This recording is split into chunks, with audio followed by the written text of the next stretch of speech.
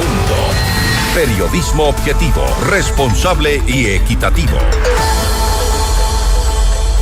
Y para este domingo 13 de abril estaremos listos los ecuatorianos para votar y decidir entre dos opciones que han sido catalogadas como el centro de la polarización electoral, al menos una elección distinta al resto de las que hemos tenido en los últimos años.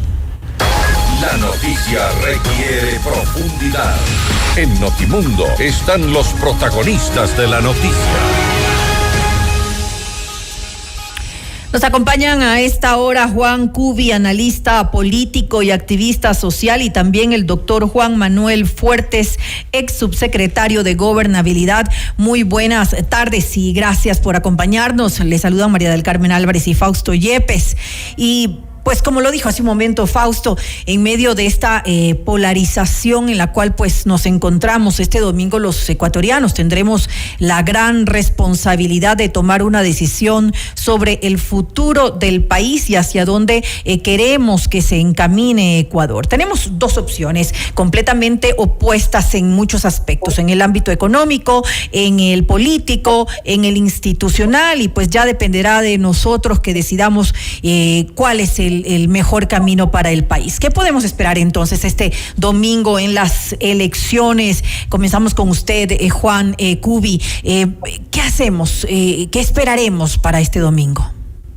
Buenas noches, María del Carmen, Fausto, un saludo a Juan Manuel.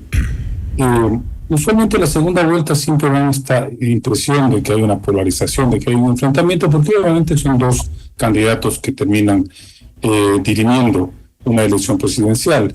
En el caso actual hay una particularidad, que han tenido un empate prácticamente definitivo en la primera vuelta y con una altísima votación. Quizá eso marcaría una diferencia.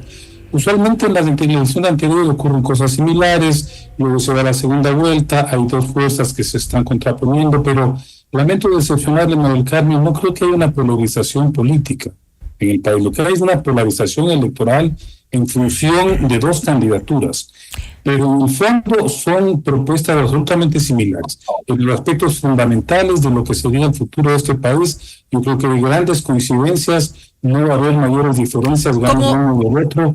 ¿Cómo cuáles? Se van a acentuar ciertos vicios de la política nacional con ambas candidaturas. Juan, ¿cuáles serían esas coincidencias que usted ve entre las propuestas de ambas candidaturas? Fundamentalmente. Un modelo de Estado se va a entender prácticamente lo mismo.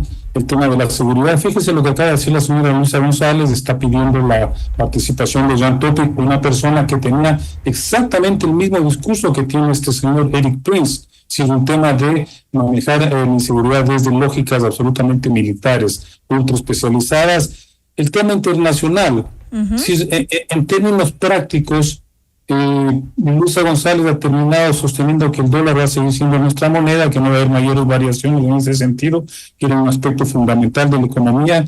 El tema de las integraciones regionales, globales, prácticamente no se pueden escapar ningún gobierno de esas lógicas.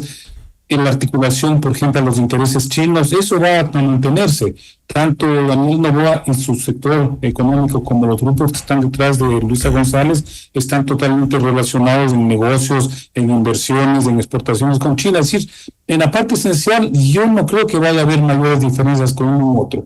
Lo que sí va a haber, por ejemplo, es mayor autoritarismo y probablemente una mayor intención de control de las sociedades de ambos gobiernos. Ahora creo que allí radica, Juan, gracias, esta polarización a la que nos hemos referido incluso en varias entrevistas anteriores. Juan Manuel, ex subsecretario de Gobernabilidad, nos podrá decir de alguna forma también en la parte política, si bien ciertas propuestas en cuanto a seguridad irían eventualmente en la misma línea, quizá las formas cambian. En cuanto a lo económico, también las formas necesariamente van a ser distintas. Hay también propuestas respecto a los sistemas de salud, por ejemplo, y otros ámbitos que son de preocupación de los ecuatorianos, pero necesariamente hay una división en el país, más o menos una mitad de ecuatorianos que se ha decantado por la opción de la Revolución Ciudadana, más o menos igual una mitad que se habría decantado por la opción del oficialismo hoy por hoy. Pero esto puede ser tan blanco o negro para este domingo, Juan Manuel. María del Carmen, Fausto, a Juan Cubi, a la audiencia, mi saludo. Yo voy a marcar discrepancias con lo que ha señalado Juan Cubi, lo hago por supuesto en el marco del mayor respeto, porque esto dicho no desde el activismo, yo he sido, soy y seré muy crítico, particularmente con la gestión pública y la gestión política de Daniel Noboa, pero eso no me puede llevar a dejar de reconocer que sí hay diferencias sustanciales respecto de las dos propuestas que se enfrentan en esta final el domingo. Y esto fundamentalmente porque en el lado del correísmo, a partir del contexto de la experiencia que hemos tenido directamente con esa corriente política y también con lo que observamos en su sintonía con situaciones que pasan particularmente en Venezuela, es obvio que ellos la concepción del poder la manejan desde el punto de vista espacial, tratando de cooptar todo, y desde el punto de vista temporal ellos van a querer mantenerse el mayor tiempo posible, que bueno, esa no es una novedad. Cualquier protagonista o cualquier proyecto grupal político tiende a lo mismo, pero en la medida que se respetan las reglas del juego, de la competencia y la alternabilidad, esas intenciones son contenidas. En el caso del correísmo, hemos podido constatar cómo sobrepasan esos límites y en consecuencia estos objetivos de prolongarse en el ejercicio del poder buscan cristalización a través de cualquier mecanismo arbitrario que luego se disfraza con un ropaje de adecuada normatividad. Entonces, a partir de eso, en sí mismo, yo observo que sí hay una gran diferencia y es a lo que nos enfrentamos el domingo, sin perjuicio de que en otros ámbitos, tanto en lo democrático, en lo económico como en lo social, también existen evidentes proyecciones de diferencias radicales entre una y otra propuesta, sin que esto, reitero, signifique de ninguna manera que estamos otorgándole una gran condición positiva al presidente Noboa. Digo, lamentablemente, esta es una nueva edición o reedición de estos capítulos repetidos en los que muchos nos vemos obligados a optar por el mal menor. Ahora, queriendo ver una coincidencia en las dos propuestas, y si no hablamos de propuestas, sino en las dos formas de pretender gobernar este país, Juan, creo que allí podríamos identificar quizá esta similitud, y es que estamos frente a dos proyectos o dos propuestas de proyectos autoritarios. Absolutamente.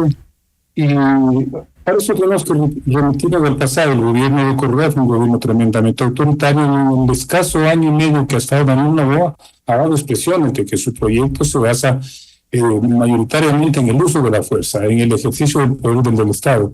Pero volviendo al tema que me refería en la intervención anterior, yo siempre traigo el ejemplo de los grandes grupos económicos que de alguna manera son los que juegan a las disputas del poder en este país, porque lo electoral es solamente la puesta en escena. Por eso yo digo, hay una polarización electoral, pero no una polarización política en el sentido de intereses contrapuestos, no. Aquí hay coincidencias fundamentales. Mire, durante los 10 años de gobierno de Correa, ¿por qué tuvo tanta estabilidad? ¿Por qué nunca se había amenazado seriamente en el ejercicio de su gobierno? Porque benefició a los principales grupos económicos de este país. No lo digo yo, lo dice la revista Vistazo, que anualmente publica cómo se han desempeñado los intereses concretos de estas empresas. Lo mismo está haciendo el presidente Noboa, lo mismo hizo Lenín Moreno, lo mismo hizo Guillermo Lasso. ¿Por qué razón? Porque la política es un espacio donde se expresan fuerzas, donde se expresan poderes, que no necesariamente están en la escena pública. Caso concreto, yo siempre traigo el ejemplo de la señora Isabel Noboa, tía del actual primer mandatario. Recuérdese que se armó un escándalo por la adjudicación del campo, eventual adjudicación del campo Sacha a una empresa aparentemente vinculada con la señora Isabel Noboa. Y se rasgaron las vestiduras los correístas diciendo que eso era un atropello, que eso era un manejo patrimonialista del Estado, que era nepotismo, etc. ¿Quién le entregó la concesión del puerto de Pozorja a la misma señora Isabel Noboa? Rafael Correa. Es decir, son grupos que actúan detrás de la escena política por intereses muy puntuales, por intereses estratégicos. Por ejemplo, el extractivismo. Las candidaturas están jugando por un modelo extractivista de generación de ingresos para el Estado. Y eso puede implicar en la práctica. Va a implicar persecución a las comunidades indígenas, persecución a las comunidades que están en zonas de recarga hídrica, etcétera, etcétera. Persecución a los grupos ecologistas. ¿Por qué? Porque el modelo económico de acumulación en manos de estos grandes grupos económicos se va a mantener de manera prácticamente similar, gane Novoa o gane Luisa González. Sin embargo, Juan Manuel, a pesar de que vayan a haber estas coincidencias que explica Juan, independientemente de quién gane la próxima presidencia, deben haber algunas diferencias que obviamente marquen el futuro del país y justamente por eso estamos apostando los ecuatorianos. Esa gente, esos ciudadanos que no vieron tal vez lo mismo que Juan, no vieron ninguna diferencia, votaron nulo en la primera vuelta y en realidad fueron quienes obtuvieron el tercer lugar en las votaciones, no fue Pachacuti, fue el voto nulo. Tal vez los candidatos han podido cumplir con ese objetivo de llegar a ese voto nulo para que sea quienes decidan quién va a ganar en la próxima presidencia de la República ahora, este domingo. Es muy difícil a estas alturas tener alguna métrica que nos permita disponer de el elemento para hacer una proyección mucho más rigurosa de cuál habrá sido el impacto de las dos campañas respecto de quienes optan por el voto nulo, porque allí, quiero decir, en los votantes que anulan su voto, creo que hay varias motivaciones. Tiene a gente que es absolutamente indiferente, digamos a Miquechú. Hay gente que lo hace desde un repudio en general al sistema. Y hay otros que, en cambio, desde la reflexión no encuentran en las dos alternativas algo que reflexivamente sea convincente. Entonces, si es que son diversas las motivaciones, es obvio que habría que averiguar, investigar si es que efectivamente el despliegue de las dos campañas ha logrado incidir en esas motivaciones.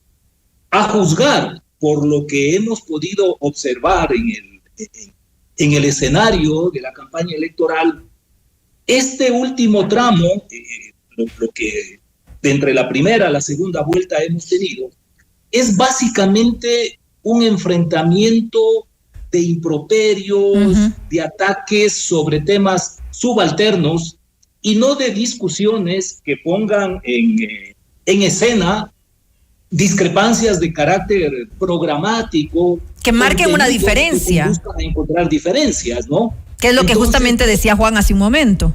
Así es, entonces digo que en ese orden de cosas, frente a su pregunta, digo, es muy difícil. Yo en principio diría, no me parece que ninguna de las campañas ha logrado efectivamente impactar en las motivaciones profundas de quienes suelen decidirse por el voto nulo.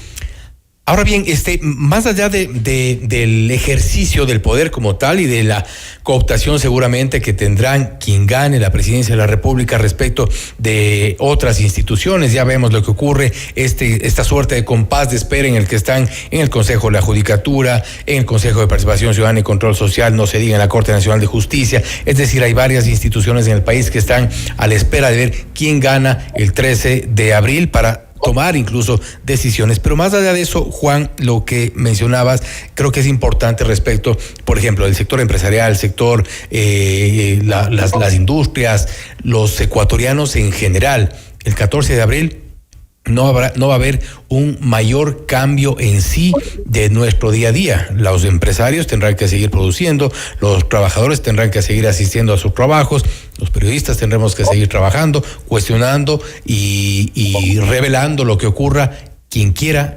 con quien quiera que esté en el poder. Las cosas para el conglomerado de los ecuatorianos no van a cambiar mayormente. Yo complementando lo que decía Juan Manuel, a propósito de algo que pudiera marcar una diferencia.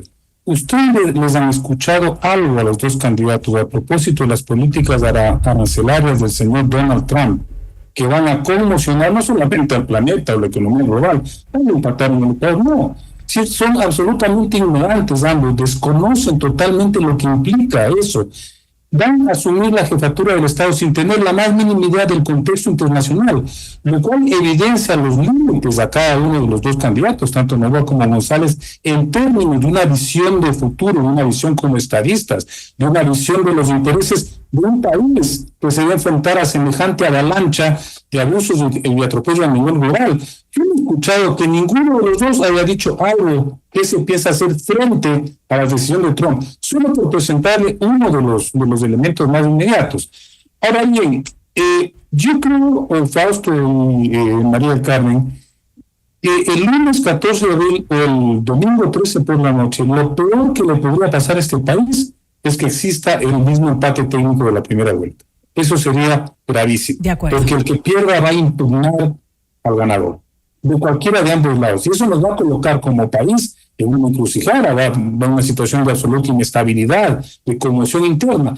De manera que habría que apostarle a que cualquiera de los dos se imponga con un margen que sea lo suficientemente representativo para que obligue al perdedor a reconocer. Ese creo que es este momento la mayor amenaza en términos electorales. Pero tenemos otra amenaza mayor, Fausto, Juan Manuel y María del Carmen, y es que ninguno de los dos candidatos ha dicho qué va a hacer con el tema del crimen organizado, que en este momento es la mayor amenaza para la supervivencia del Estado, y no quiero ser dramático, para la supervivencia del Estado. Tenemos ejemplos, ¿no? México es prácticamente un país que practica, digamos, el 30 o 40% de su territorio está totalmente al margen de la acción del Estado. Esas son las realidades que implica esta amenaza, esta lacra que es el crimen organizado. Yo no sé qué van a hacer ni Luisa González ni Aldo Noboa en términos prácticos, objetivos, viables con ese problema. De manera que estamos frente a dos propuestas que no tienen una sustancia en términos de visión estratégica, en términos de perspectiva de mediano y largo plazo, en términos de un manejo coherente, viable, práctico del Estado. Yo no veo eso. Sí, definitivamente falta propuestas claras que nos hagan entender hacia dónde iría el gobierno de uno u otro candidato. Algo que también preocupa y un poco lo cuestiono aquí es la figura de González como próxima presidenta del país. ¿Ustedes podrían verla a ella? ¿Ella podría llegar a ser una figura con liderazgo y con capacidad para tomar decisiones propias en caso de llegar a la presidencia, o como se ha puesto en duda, sería otro personaje quien realmente gobernaría el país? La pregunta va para ambos. Juan. María del Carmen, es indudable que la señora González ya ha tenido un recorrido en estos años a partir de su inicial candidatura a la presidencia. Es obvio que algo debe haber aprendido. Sin embargo, hay ciertas condiciones que pueden considerarse estructurales en ese proyecto político del correísmo que se mantienen intocadas. Y esta interrogante sobre la capacidad de tener vuelo propio, un liderazgo autónomo, sin lugar a dudas nos puede relevar de cualquier comentario con solo verificar esto que se descubrió en los chats del señor Verduga, en donde entre los propios actores protagónicos del correísmo es evidente que le califican a la señora como una marioneta. O sea, ellos seguramente son quienes conocen mucho más que nosotros todos los entresijos del manejo del poder al interior del correísmo. Y si ellos están señalando que la señora no tiene capacidad soberana en lo individual para ejercer dirigencia, liderazgo, es obvio que en el evento de un gobierno esa condición va a trasladarse a su gestión. Claro, y eso es lo que preocupa. Juan, su opinión con respecto a esto. Muy bien. Yo no descartaría porque en política se puede también especular. Yo descartaría que si llegara a ganar la señora Luisa González, una vez que se siente en el sillón de Carondelet, empiece a marcar diferencias ya concretas. Que pueda empoderarse. Siempre es una posibilidad, porque estar en un poder implica tomar decisiones y saberse poseedor de una capacidad de incidencia y de decisión enorme. Habría que ver hasta dónde eso es una posibilidad. Miren, con Lenín Moreno, ¿qué sucedió? Más o menos se pensaba que iba a ser prácticamente un apéndice de Rafael Correa. Y a la vuelta de la esquina, ni bien pasaron un mes de su triunfo, ya esa ruptura se anunciaba y luego usted vino con una virulencia que no se le esperaba a nadie. La única diferencia que yo creo que sí es fundamental en esta eventualidad, en esta hipótesis que yo planteo, en esta posibilidad, es que Lenín Moreno sí tenía una votación propia. Lenín Moreno es la figura más relevante, con mayores posibilidades de triunfo electoral en el corredor, y eso lo reconocieron todos y aceptó que Rafael Correa tuvo que cederle el puesto. Luisa González yo creo que no tiene una votación propia. No creo que tiene un apoyo electoral propio, sigue de alguna manera subordinada, anclada a la figura de Correa. Y eso, claro, es una limitación si es que llegara a tomar la decisión de marcar distancia, porque va a tener igual 67 asambleístas que probablemente una gran porción de esos van a ser totalmente incondicionales a Rafael Correa, y eso podría dificultarlo cualquier gobierno. Entonces, estos son escenarios que habría que un poco ir especulando sobre ellos, pero lo que sí es obvio, lo que sí es evidente, es que se nota que Luisa González no ha desarrollado la capacidad como para presentarle al país la imagen de una primera mandataria, la imagen de una posible estadista que no solamente tenga las condiciones para asumir ese desafío, sino que en ese proceso vaya consolidándose, vaya desarrollándose. Yo le veo bastante limitada, y creo que el presidente Noboa ya nos ha evidenciado también sus profundas limitaciones en términos de una visión de estadista para gobernar el Ecuador. Pero Juan, ¿cree que bajo esta hipótesis, por ejemplo, en el caso de Luisa, los votos nulos, quienes no tomaron una decisión en la primera vuelta, llegarán con una hipótesis similar, planteándose quizá la posibilidad de que Luisa González, al llegar, tome su propio camino, tome sus propias decisiones y no sea simplemente una candidata con un manejo desde afuera? Los votos blancos y de los otros partidos esa es mi hipótesis, van a dividirse de manera más o menos paritaria. Por eso es que he escuchado a algunas personas que siguen hablando de un empate técnico. Mi hipótesis, mi pálpito es que gane el que logre movilizar a aquellos que no votaron en la primera vuelta, es decir, a los ausentes. Si se logra movilizar una porción de esos ausentes, probablemente gane la presidencia el que logre seducir o el que logre inducirles a comprometerse en las urnas. Juan Manuel, cerramos entonces con una reflexión sobre lo que pasaría este domingo. Creo que será determinante, está claro que serán determinantes los votos nulos, por ejemplo, evidentemente también, y parece que están divididos sobre el voto indígena, que pensamos en un inicio podría ser el gran elector. Aparte de este sector de los electores, ¿habrá alguna reflexión que ellos hagan para tomar una decisión el domingo? Solo complemento algo en relación a lo anterior, Fausto. Precisamente por la experiencia que tuvieron con Lenín Moreno, entiendo que, sobre todo Rafael Correa, se ha preocupado de garantizarse en cualesquiera de sus candidatos una incondicionalidad a prueba de bala, un blindaje total, y entiendo que han encontrado en Luisa González precisamente un cuadro con esas características, porque no es precisamente la mejor opción presidencial que en términos electorales pudieron haber presentado. Y además, mientras físicamente viva Rafael Correa, es imposible que surja un liderazgo que pueda tener la suficiente soberanía como para erigirse en un personaje que le haga sombra al caudillo. Ya en lo otro es bastante complejo, lamentablemente.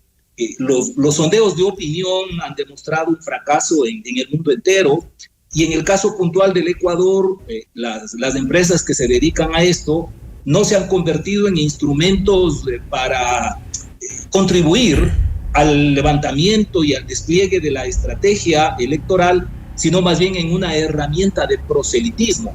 Y eso conduce básicamente a la especulación.